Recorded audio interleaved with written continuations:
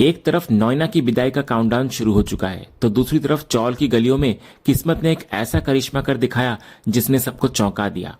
क्या मिहिर और तुलसी का रिश्ता फिर से उसी मोड़ पर खड़ा है जहां से सब शुरू हुआ था? तो आइए देखते हैं आज के इस बेहद रोमांचक और धमाकेदार एपिसोड में क्या हुआ। तो सीन की शुरुआत में मिहिर परी और शोभा को आदेश देता है कि वे अंगद, बृंदा और बच्चों को उनका कमरा दिखाएं और उनका अच्छे से ख्याल रखें। घर में होलिका दहन की तैयारियां चल रही होती है तो मिहिर सबको फिर तैयार होने के लिए कहता है। इसके बाद नोएना मिहिर के पास आती है और बहुत खुश नजर आती है। उसे लगता है कि अंगद की वापसी और डिवोर्स होने के बाद अब उसकी जिंदगी की सारी मुश्किलें खत्म हो गई है। लेकिन मिहिर उसकी इस खुशी पर एक पहेली छोड़ देता है। वो रहस्यमय अंदाज में नोएना से कहता है कि ये तो बस शुरुआत है नोएना डार्लिंग, आगे आगे देखो होता है क्या। तो नोएना को लगता है कि मिहिर किसी अच्छी शुरुआत की बात कर रहा है, जबकि मिहिर के दिमाग में कुछ और ही चल रहा है जिसका उसे अंदाजा भी नहीं है। वहीं दूसरी तरफ पूरा परिवार सज धज कर तैयार हो चुका होता है होलिका दहन के लिए। इधर माधवी अपनी ड्रेस दिखाकर राजकुमारी होने की बात करती है बृंदा से, जिस पर बृंदा अपनी बेटी को दुलारती है। लेकिन मिताली को यह रास नहीं आता। वो अपनी बेटी टिम्सी को बृंदा के बच्चों से दूर रहने की सख्त हिदायत देती है। मिताली को डर होता है कि टिम्सी भी उनकी तरह सादगी और संस्कार सीखने लगेगी जो उसे मंजूर नहीं। वहीं इधर अंगद शोभा और परी के साथ बात कर रहा होता है, लेकिन उसकी नजरें बार बार मिहिर और नोएना पर टिकी रहती है। उसका गुस्सा साफ झलक रहा होता है। फिर शोभा जब अंगद से वजह पूछती है तो अंगद एक धमाकेदार सच सबके सामने रख देता है।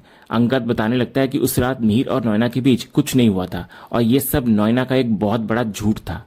ये सुनकर परी, गायत्री और शोभा के होश उड़ जाते हैं।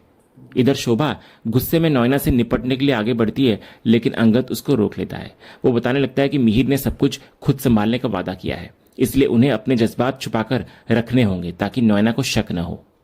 तभी इधर सच जानकर परी को मलाल होता है कि उसको नोएना की चाल पहले समझ जानी चाहिए थी। उसे लगता है कि अब मम्मा को वापस आ जाना चाहिए, लेकिन गायत्री जानती है कि तुलसी का स्वाभिमान उसे इतनी आसानी से लौटने नहीं देगा। तभी शोभा और अंगद इस बात से हैरान होते हैं कि इतना सब कुछ जानने के बाद भी मिहिर इतना नॉर्मल कैसे बर्ताव कर रहा है। उसे तो नोएना को धक्के मारकर घर से निकाल देना चाहिए था। इधर मिहिर की खामोशी और धैर्य सबके लिए एक पहेली बना हुआ होता है।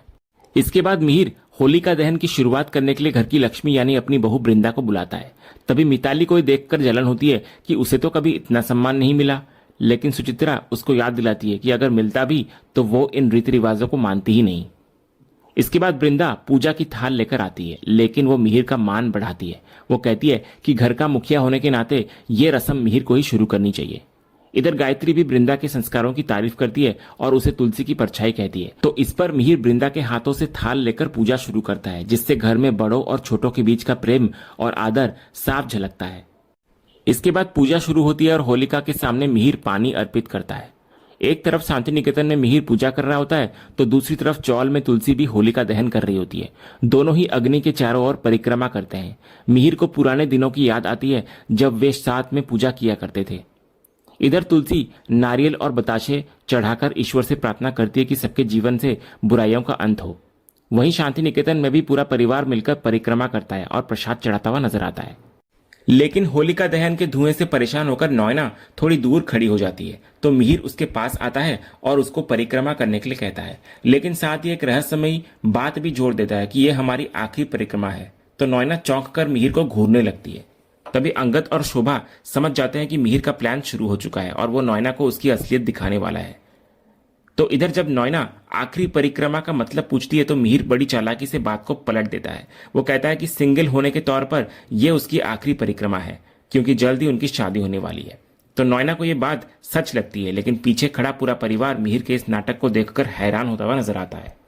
इसके बाद हम देखते हैं कि नोएना भी जाकर परिक्रमा करती है और होलिका दहन की पूजा करने लगती है। वहीं दूसरी तरफ अंदर आते ही पूरा परिवार मिहिर को घेर लेता है। अंगद सीधा सवाल करता है कि मिहिर शादी की बात क्यों कर रहा है। शोभा भी शिकायत करती है कि मिहिर ने उन्हें कुछ नहीं बताया, बल्कि अंगद ने पूरा सच बताया। परी इधर कहती है कि अगर मम्मा यहां होती और ये सब देखती तो उन्हें कितना बुरा लगता। तभी गायत्री अपनी गलती मानती है कि 6 साल पहले वो नोएना को लाई थी, लेकिन अब जब मिहिर बेगुनाह साबित हो चुका है तो वो नोएना को घर से क्यों नहीं निकाल रहा है। अंगद भी गुस्से में पूछता है कि वो औरत अब तक घर में क्यों है। तो इधर परिवार के सवालों पर मिहिर पहले खामोश रहता है, लेकिन फिर अपना दर्द बयां करता है। उसे दुख होता है कि उसके बच्चे उसे इतना ही समझते हैं। मिहिर खुलासा करता है कि जो कुछ भी वो कर रहा है सोच समझकर कर रहा है। वो कहता है कि 6 साल तक नॉयना ने उसको और तुलसी को तड़पाया है, इसलिए वो उसे ऐसे ही नहीं छोड़ देगा। फिर मिहिर पूरे परिवार को भरोसा दिलाता है और बस इंतजार करने को कहता है। फिर वो ऐलान करता है कि यह नॉयना की इस घर में आखिरी होली होगी। इधर मिहिर का गुस्सा अब एक ठंडे बदले में बदल चुका है। उसने नॉयना के लिए एक ऐसा जाल बिछा रखा है जिससे निकलना नामुमकिन होगा। अगले सीन में मुन्नी तुलसी के पास आई हुई होती है और उसके साथ मिलकर गुजिया बनाने लगती है। वो तुलसी के हाथ के गुजिया के स्वाद को याद करती है, तो तुलसी उसको कहती है कि जब भी मन करे वो मांग सकती है। इसके बाद मुन्नी तुलसी के शांति निकेतन न लौटने के फैसले पर बात करती है। वो कहती है कि पहले उसे बुरा लगा था क्योंकि तुलसी और साहब जी उसके लिए माता पिता समान है, लेकिन जब उसने एक औरत के नजरिए से सोचा तो उसे तुलसी का फैसला बिल्कुल सही लगा। तभी तुलसी मजाक में कहती है कि लोग सोच रहे होंगे कि इस उम्र में इस बुढ़िया को अकेले रहने का क्या शौक है। तभी मुन्नी उसे टोकती है कि वो बुढ़िया नहीं बल्कि उसकी बड़ी बहन जैसी है। तो तुलसी भी हंसते हुए कहती है कि कलेक्टर बनकर मुन्नी झूठ बोलना सीख गई है, उसे तो हिम्मत रखनी चाहिए सच बोलने की। इसके बाद तुलसी मुन्नी की उंगली में सगाई की अंगूठी न देखकर सवाल करती है, तो मुन्नी बताने लगती है कि उसने राहुल से सगाई तोड़ दी है क्योंकि राहुल को उस पर भरोसा नहीं था। मुन्नी कहती है कि जिस रिश्ते में ट्रस्ट ना हो उसका कोई मतलब नहीं। तो तुलसी भी मुन्नी के फैसले का समर्थन करती है। वो कहती है कि जीवन भर दुख उठाने से बेहतर है कि सही समय पर कड़ा फैसला लिया जाए। तुलसी मानती है कि रिश्ते में प्यार कम ज्यादा हो सकता है लेकिन भरोसा कम नहीं होना चाहिए।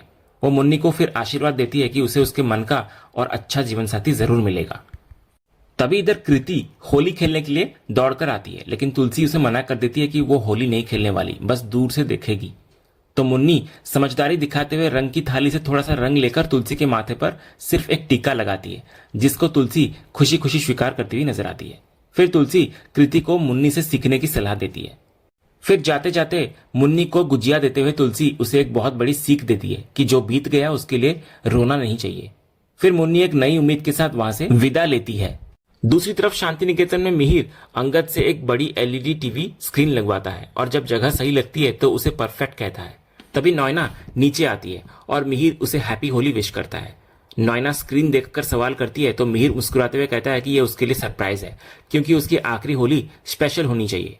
नॉयना जब पूछती है कि क्या सरप्राइज है तो मिहिर सस्पेंस बनाए हुए रखता है। वो कहता है कि थोड़ा इंतजार करो, उसके बाद सारे पर्दे हट जाएंगे, तब तक राज को राज ही रहने दो।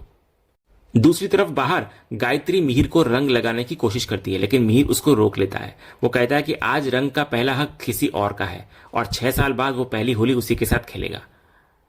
तो गायत्री समझ जाती है कि मिहिर तुलसी के बारे में बात कर रहा है।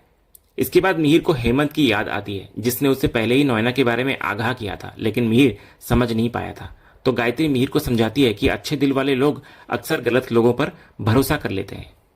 तभी नॉयना को वहां सामने देखकर गायत्री गुस्सा करती है। वो कहती है कि उससे अब वो बर्दाश्त नहीं हो पा रही है, लेकिन मिहिर गायत्री को शांत कराता है और कहता है कि वो चिंता ना करे क्योंकि आज नॉयना का फुल और फाइनल हिसाब होने वाला है। इसके बाद नॉयना वहां आती है और सबको साफ सुथरा देखकर होली खेलने की जिद करती है। तो मिहिर मुस्कुराते हुए उस पर तंज कसता है कि यह उसकी आखिरी होली है, तो ऐसे मामूली तरीके से थोड़ी खेली जाएगी होली। नॉयना जो अभी भी गलतफहमी में होती है कहती है कि सिंगल होने के तौर पर यह उसकी आखिरी होली है क्योंकि अगली होली तक तो उसकी शादी हो चुकी होगी। तो मिहिर फिर नॉयना को सबको बुलाने के लिए भेज देता है, तो नॉयना चली जाती है। इसके बाद मिहिर रंग की थाली से थोड़ा गुलाल लेता है और उसे अपने प्यार का प्रतीक मानता है। वो वादा करता है कि आज की होली वो सिर्फ तुलसी के साथ मनाएगा। उसे पुरानी होली की दिन याद आने लगती हैं तुलसी के साथ और वो अपनी गाड़ी से निकल पड़ता है। फिर जैसे ही मिहिर घर से निकलता है अंगद उसको देख लेता है। अंगद के मन में सवाल उठता है कि आखिर पापा इस वक्त अकेले कहाँ जा रहे हैं। तभी वृंदा वहां आती है और अंगद को समझाती है कि उन्हें जाने दो। वृंदा की बातों में एक गहराई होती है। वो कहती है कि मिहिर आज उसी शख्स के पास जा रहे हैं जिनके लिए वो बरसों से तड़पे हैं। वो अंगद को प्यार की एक बड़ी सीख देती है कि जब इंसान किसी से सच्चा प्यार करता है तो वो दुनिया की परवाह करना छोड़ देता है। यहाँ साफ दिख रहा होता है कि वृंदा मिहिर और तुलसी के रिश्ते की अहमियत को बखूबी समझती है।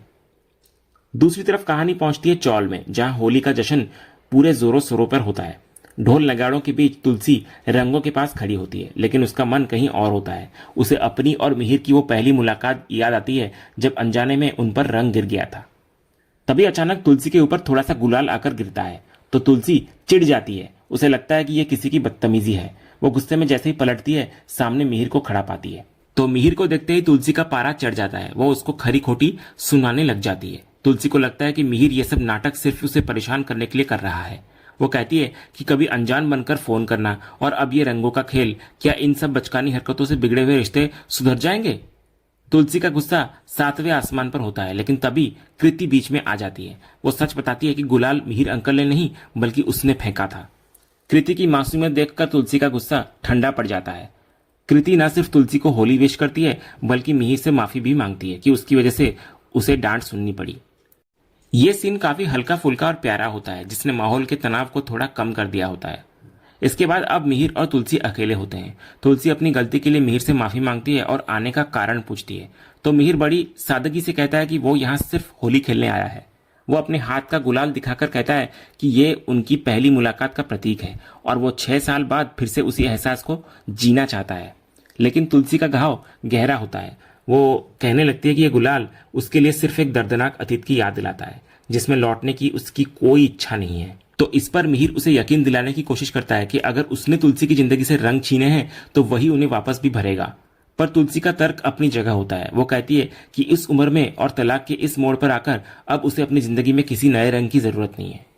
तो मिहिर फिर गिले शिकवे मिटाने की बात करता है, पर तुलसी कहती है कि जब कोई रिश्ता ही नहीं बचा तो शिकायत कैसी। तभी आता है एपिसोड का सबसे बड़ा ट्विस्ट। बातचीत चल ही रही होती है कि भीड़ में किसी का धक्का मिहिर को लगता है। मिहिर अपना संतुलन खो देता है और तुलसी उसको सहारा देने के लिए आगे बढ़ती है। तो इसी चक्कर में मिहिर के हाथ का सारा गुलाल सीधा जाकर तुलसी की मांग में गिर जाता है। तो इस पर मिहिर मुस्कुराते हुए तुलसी की तरफ देखकर कहता है कि ठाकुर जी की लीला भी अपरंपार है। तलाक के बावजूद आज फिर से तुलसी की मांग उसके हाथों से भरी गई है। तो तुलसी अपनी मांग पर लगे रंग को छूकर हैरान रह जाती है। तो इसी सीन के साथ ही आज का एपिसोड यहीं खत्म होता है। इधर तलाक के कागजों ने भले ही उन्हें अलग कर दिया हो, लेकिन किस्मत ने फिर से उन्हें एक कर दिया है। तो दोस्तों, आज का ये एपिसोड और इसका अपडेट आपको कैसा लगा, अपनी राय हमें कमेंट बॉक्स में जरूर बताएं। अगर आपको आज का ये वीडियो पसंद आया हो तो वीडियो को लाइक करें, शेयर करें और हमारे चैनल को सब्सक्राइब करके बेल आइकन जरूर दबाएं, ताकि क्योंकि सांस भी कभी बहू थी के अगले जबरदस्त एपिसोड का अपडेट आपको सबसे पहले मिले। धन्यवाद।